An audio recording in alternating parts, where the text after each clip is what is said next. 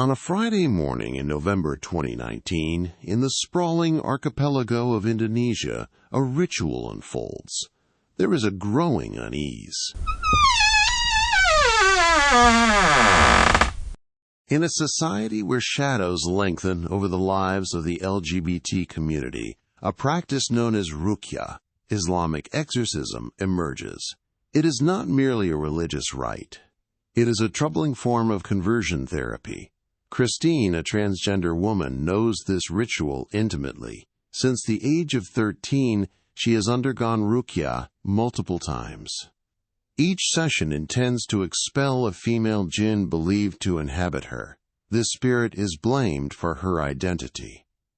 Despite the absence of legal prohibitions against homosexuality in Indonesia, societal discrimination is palpable and intensifying. Religious conservatism is on the rise. This rise carries with it an increase in conversion therapies like ruqyah, aimed at curing homosexuality. Witnesses describe the ritual as a deeply disquieting experience. Spiritual leaders recite verses from the Quran. They seek to purge the supposedly disruptive jinn.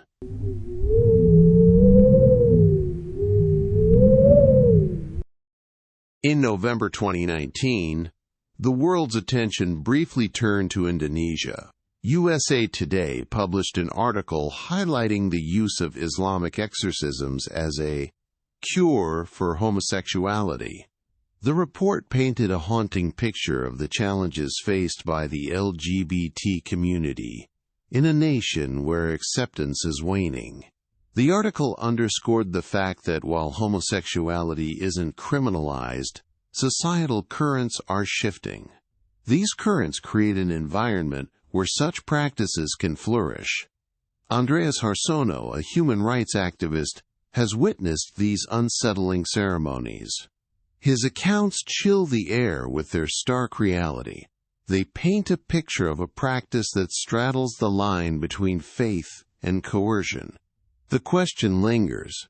What does the Indonesian government say about the use of ruqyah as conversion therapy? Official records remain silent. No conclusion is documented. This silence leaves an unsettling void where a stance should be. This silence speaks volumes.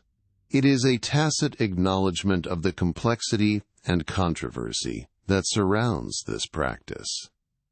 Christine's story, though particular, isn't unique. It serves as a microcosm of a broader societal shift.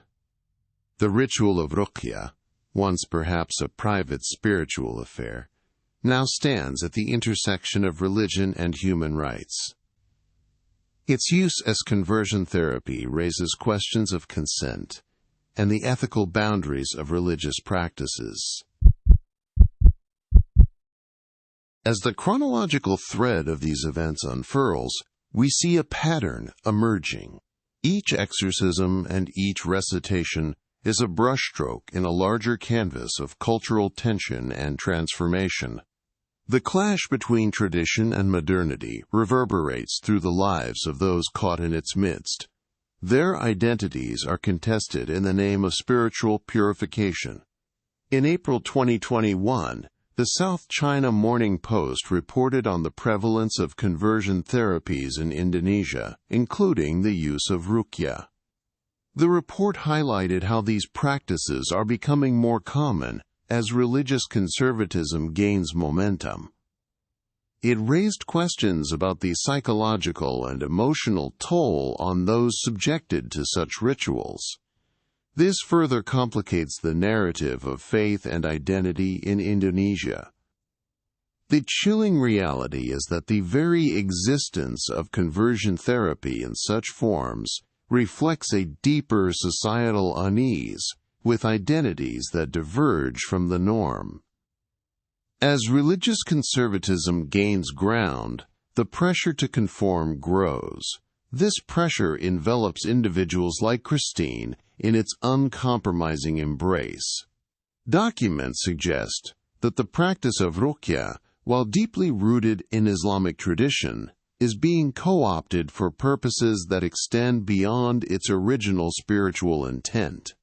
This adaptation raises critical questions about the role of religion in personal identity and the extent to which it can or should intervene. In the absence of an official response, the narrative remains incomplete.